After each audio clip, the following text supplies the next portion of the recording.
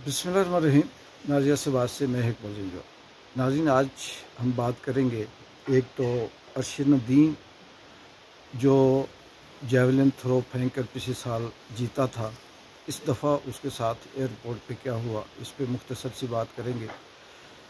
Ukraine ने Russia पे हमला कर दिया, 170 मिज़ाइल दागे और 40 से ज़्यादा जहाज़ तबाह कर दिए और 7 बिलियन से ज़्यादा नुकसान कर दिया। बड़ी दिलचस्प स्टोरी है, सुनिएगा। ये कोई हमला उस तरह से नहीं है, जब आप सुनेंगे तो आप को लगेगा कि ये एक फिल्मी सीन है या स्क्रिप्ट है। नून लीग का या ख्वाजा आसिफ का जो बयान है, ये इनका क्या वतीरा है और इसने क्या बयान दिया, इस पे भी बात करेंगे। फिर क्या सवाल है कि क्या ये जो नौजवान नस्ल है, क्या इसकी सोच बदली जा सकती है मौजूदा जो सूरत हाल चल रही है इस पे। और एक वीडियो वायरल है सरदार तनवीर इलियास साहब की, उस पे भी मैं हल्के से चंद सवाल हैं वो तनवीर इलियास साहब से पूछूंगा, तो आप मेरे साथ जुड़े रहिए। सबसे पहले बात करते हैं कि पाकिस्तान का जो DNA है, जो इस मुल्क का, इस अवाम का, या इस हुकूमत का जो वतीरा है, वो यही है कि अर्शदुद्दीन पिछली दफ़ा जब जीत कर आया था तो पाकिस्तान की जो सियासी जमातें थीं, नून लीग, पीपल्स पार्टी या दूसरी जो PDM की जमातें थीं, तो इनके पास कोई बयानिया नहीं था कि हम किस तरह से इमरान खान को काउंटर करें, क्या बात करें, या कौन सी ऐसी चीज़ है कि हम मीडिया की और आवाम की तवज्जो उस तरफ करें। तो जब वो जीत कर आया तो पूरा पाकिस्तान की ये जो नून लीग की सियासी जमात है, पीपल्स पार्टी की सियासी जमात है, ये उस पर उमड़ आई। दावतों पे दावतें थी, हार पे हार थे, प्रोग्राम पे प्रोग्राम थे, पता नहीं ऐसे लग रहा था। और यहाँ तक तो नून लीग वालों ने कहना शुरू कर दिया था कि इसको इमरान खान से ज़्यादा मकबूलियत मिल गई है। वही अर्शदुद्दीन इस दफ़ा भी अपना गोल्ड मेडल लेकर आया। पिछली दफ़ा भी उसने पाकिस्तान का नाम रोशन किया था और इस दफ़ा भी रोशन किया। तो बेचारा जब एयरपोर्ट पे आया, कल उसका वीडियो बयान मैंने भी सुना था कि मैं फ़लाँ टाइम एयरपोर्ट पे पहुंचूंगा, तो वो बेचारा हमारी तरह ढूंढता ही रहा कि कोई उसे मिलने भी आया है कि नहीं। और वो चंद अपने फैमिली मेंबर्स और कुछ बोर्ड के मेंबर्स के साथ वापस अपने घर गया। ये है हमारे इस मुल्क के अंदर जो अवाम की इज़्ज़त है, वो सिर्फ़ और सिर्फ उस वक्त तक होती है जब तक उस बंदे की ज़रूरत होती है। बाद में वो हीरो रहे ना रहे, किसी की कोई वो नहीं है। आगे चलते हैं। ख्वाजा आसिफ ने ये कहा कि इमरान खान की ज़ातियात पे बात की, उसकी ज़ाती ज़िंदगी, उसने शादियाँ की, उसने बच्चे पैदा किए, उसकी बीवियाँ ऐसी, उसकी वैसी। तो वैसे नून लीग का, और इसमें ख्वाजा आसिफ का कसूर नहीं है, पूरी की पूरी नून लीग का वतीरा ये रहा कि जब इनके पास कुछ नहीं होता तो कभी किसी की नंगी तस्वीरें हेलीकॉप्टर से फेंकते हैं, कभी किसी की माँ की इज़्ज़त उछालते हैं, कभी किसी की बहन की इज़्ज़त उछालते हैं, कभी किसी की बीवी की इज़्ज़त उछालते हैं, लेकिन अपने गिरेबां में नहीं जानते। कितनी कितनी शादियाँ इन्होंने की, इस पे नहीं जानते। किस तरह से लोगों को, अपने जूनियर्स को, किसी को मार कर, किसी को गन पॉइंट पर, किसी को ब्लैकमेल करके बीवियों को तलाक दिलाकर ये शादी करते हैं, ये इन्हें नज़र नहीं आता, लेकिन दूसरे की बात फ़ौरन करते हैं। तीसरी बात कि इस वक्त पूरा पाकिस्तान की जो ताकत है, जो रियासत है, इसमें नून लीग है, पीपल्स पार्टी है, इस्टेब्लिशमेंट है, अदर ब्यूरोक्रेट्स हैं, जगह जगह पे प्रोग्राम करते हैं, स्कूलों में, यूनिवर्सिटियों में, कॉलेजों में, बच्चों में, आम उसमें छोटे छोटे प्रोग्राम करते हैं, सिर्फ ये जहन बदलने के लिए कि ये जो नौजवान नस्ल है इसकी जहन साजी हो और ये वापस उसी लेवल पे आए जहाँ आज से 30-40 साल पहले थी। क्या ये हो पाएगा? मेरे ख्याल में ये मुमकिन नहीं। इसकी वजह ये है कि जिस तरह से मुसलसल पाकिस्तान के अंदर जुल्म होते जा रहे हैं, जैसे समरियाल का जो इलेक्शन था उसे फिर से लूटा गया, जिस तरह से गोलियां मारी जा रही हैं, जिस तरह से एहतजाज की इजाज़त नहीं है, जिस तरह से यहाँ पर आम आदमी को उठाया जाता है, जिस तरह से रियासत के अंदर कुछ लोग ब्लैकमेल करके औरतों को, बच्चों को, ख़वातीन को, उनके वर्सा को, उनके भाइयों को, उनके वालिदैन को ब्लैकमेल करते हैं, उन्हें लूटते हैं, फिर उन्हें मारते हैं, फिर उन्हें उठाते हैं, फिर अपनी मर्ज़ी की गवाही दिलवाते हैं। तो क्या ये नौजवान नस्ल ये जानती नहीं कि ये क्यों हो रहा है, कौन करवा रहा है, और ये बदअमनी, ये सब कुछ कैसे हो रहा है। और फिर क्या झूठ पे मबनी प्रोग्राम करने से क्या सोच बदल जाती है? क्या जुल्म, ज़्यादती, जबर साथ साथ जारी रखो और ये कहो कि हम बहुत अच्छे हैं, क्या ऐसे सोच बदलती है?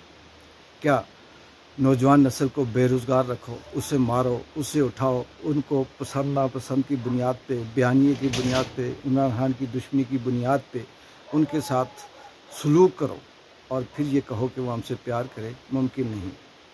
आगे एक वीडियो है, काफ़ी वायरल है, पता नहीं पुरानी है या नहीं है, मुझे उसका सही नहीं पता, लेकिन सरदार तनवीर इलियास साहब जो साबिक़ वज़ीर-ए-आज़म आज़ाद कश्मीर भी रहे, उन्होंने, वो मैं सुन रहा था, कुछ स्टार्ट ही सुना कि इमरान खान जैसा नालायक, नाअहल, निकम्मा ऐसा शख्स ये सिर्फ क्रिकेट खेल सकता है, इसको सियासत नहीं आती, इसने सियासत तबाही कर दी, इसने फलां बर्बादी कर दी।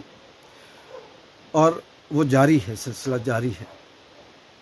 उसमें मैंने कमेंट्स ये लिखा कि तेरे विच तू नहीं बोलता, तेरा शाह बोलता है। वो कहते हैं ना, शाह से ज़्यादा शाह का वफादार, तो ये शाह बोलता है। मेरे से चंद एक सवाल है तनवीर इलियास साहब से कि जब आप इमरान खान के कसीदे पढ़ा करते थे, क्योंकि हम भी ज़ाहिर आपके साथ रहे हैं, रिपोर्टिंग करते रहे हैं, आप पे तबसरे तज्जिए करते रहे हैं, आपके हक़ में व्लॉग बनाते रहे हैं, अभी भी सबूत है, देख सकते हैं, सुन सकते हैं कि एक भी व्लॉग ऐसा नहीं जो आपके ख़िलाफ़ बनाया हो, आपकी हमायत में बातें करते रहे। सिर्फ इसलिए कि शायद आप एक नज़रिया चेंज लेके आए थे, तो हमने सोचा था कि पुराने जो सियासतदान हैं वो डिपेंड करते हैं हुकूमत की पॉलिसियों पे, हुकूमत के बजट पे, तो आप जेब से खर्च करने वाले हैं, आप तरक्की, तामीर, रोज़गार, पता नहीं क्या क्या लाने वाले हैं। बाग के अंदर 15 IT की कंपनियां भी आ गई थी, बिलिंग कंपनियां भी आ गई थी, यहाँ पर सरमायाकारी भी हो गई थी, बस जस्ट ऐलान करने की देर थी। अभी तक तो मैंने कुछ नहीं देखा। वहाँ पे गंगा चोटी पे 13 मंजिला 1000 बंदों की एकोमोडेशन वाला होटल, जिसका हम खुद भी आपके साथ थे, सर्वे हुआ, सब कुछ हो, वो भी नहीं बना। चले खैर, सवाल ये है कि उस वक्त आपको ये सब कुछ याद नहीं आया, या उस वक्त होश नहीं था, या अब होश नहीं है, या उस वक्त कुछ मसला था, या अब मसला है कि अब जैसे आप ये कहते हैं कि वो सिर्फ खेल सकता है, सियासत नहीं कर सकता। दूसरा मेरा सवाल आपसे ये है कि सरदार तनवीर इलियास साहब, सियासतदान तो आप भी नहीं हैं, आप कौन से सियासतदान हैं? मतलब क्या आपने सियासत के अंदर कौन से ऐसे गुर आते हैं, या कौन सी कोई इस तरह से, सबको पता है आपकी बिजनेस, आपका सब कुछ, मुफाद भी आपको पता है। अगला मेरा आपसे सवाल है कि सच बताइएगा, क्योंकि आप हर बात कुरानी आयात पढ़कर शुरू करते हैं, तो आपको अदालत की तौहीन की बुनियाद पर नाअहल कर दिया गया था, क्या वाकई आपने अदालत की तौहीन की थी? या जिस वजह से आपको हुकूमत से नाअहल कर दिया गया था, क्या वाकई वो जो चार्जेस आपके ऊपर लगे थे वो ठीक थे? नहीं थे तो फिर आप भी समझते हैं और ये निज़ाम भी समझता है, इसमें आपकी कोई गलती नहीं है, क्योंकि यहाँ पर ये सब कुछ चलता है। अगला आपसे सिर्फ ये सवाल है कि क्या आपको यकीन है कि इस दफ़ा जो इलेक्शन, चाहे वो वस्ती से लड़ें, शर्की से लड़ें, कहीं अलीपा से लड़ें, कहीं नीलम से लड़ें, या किसी जगह से भी लड़ते हैं, मुझे नहीं पता, लेकिन क्या ये इलेक्शन आपको यकीन है कि आप अपने मेरिट पे जीत पाएंगे, आप अवामी वोट से जीत पाएंगे, उस पर फार्म 47 इस्तेमाल नहीं होगा? चलें, वक्त आएगा तो ये भी देख लेंगे। आगे है कि आपने कहा कि इमरान खान नाअहल है, नालायक है, वो सियासत नहीं कर सकता, सियासत के काबिल नहीं। तो आपने ये नहीं बताया कि इस मुल्क में अहल कौन है, लायक कौन है, सियासतदान कौन है, इस मुल्क को चलाने के लिए असल हकीकत में कौन सा बंदा है, ये आपने नहीं बताया।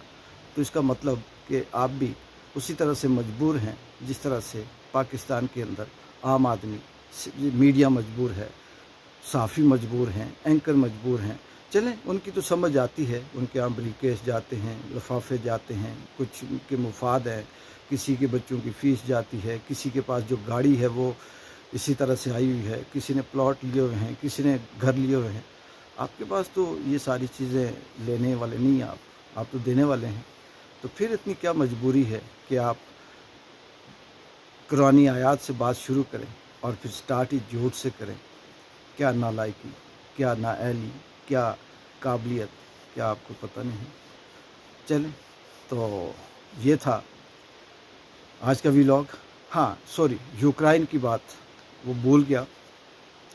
नाज़रीन, यूक्रेन ने जो रशिया पे हमला किया वो ये नहीं था कि यूक्रेन ताकतवर है और उसने 170 जो ड्रोन हैं वो अपनी सरहद से क्रॉस करके रशिया के अंदर फायर करवाए। नहीं, बड़ी दिलचस्प कहानी है। वो ये है कि यूक्रेन ने रशिया के अंदर ही अपने जासूस जो कुछ ऐसे थे, चाहे वो अमेरिका की मदद से थे या किसी और मुल्क की मदद से थे, वहाँ रशिया के अंदर रूस की सरहद के अंदर उनकी फैक्ट्रियाँ थी। वहाँ पर वो असेंबल करते थे, मैन्युफैक्चर करते थे। ये जो ड्रोन हैं, ये जो इस तरह के जहाज़ हैं वो बनाते थे। अब वहाँ पर ड्रोन वहाँ असेंबल होने के बाद फिर उन्होंने, कहते हैं कि वही जो ड्रोन थे वो सारे के सारे शायद नेट पे इलेक्ट्रॉनिक के इस तरह से चल रहे थे और में भी स्टारलिंक से चल रहे हों। उनको ट्रकों पे लाद कर, ये ट्रकों पे रख कर, लकड़ी के बॉक्स के अंदर रख कर वो वहाँ पर ले गए जहाँ जहाँ उन्होंने ये निशाना बनाना था, जिस एयर बेस को वो वहाँ ले गए, करीब 3 किलो 2 किलोमीटर 3 किलोमीटर के करीब। और उन ड्रोन्स में ये खूबी थी कि रिमोट बटन से वो खुद ही लकड़ी के बॉक्स को तोड़ते और फिर वो प्रवास करते और निशाने पे जाकर लगते। कहते हैं कि 117 या कुछ इससे भी ज़्यादा जो ड्रोन थे वो अपने अपने निशाने पे यूक्रेन के जो फौजी कह लें, जासूस कह लें, हमायती कह लें, जो भी ट्रेनर थे वो कह लें, वो ले गए और वहाँ पर उन्होंने जो रशिया के वो एयर बेस थे जहाँ पर इंतहाई नायाब और कीमती जहाज़ थे, कहीं 36-40 या इससे भी ज़्यादा, उनको निशाना बनाया और तहस नहस करके रख दिया। ना वो जहाज़ दोबारा बनते हैं और ना उस तरह की अब वो टेक्नोलॉजी जो उनके अंदर थी वो इतनी आसानी से आती है। तो कहते हैं कि 7 अरब डॉलर का रशिया का इस हमले में नुकसान हुआ।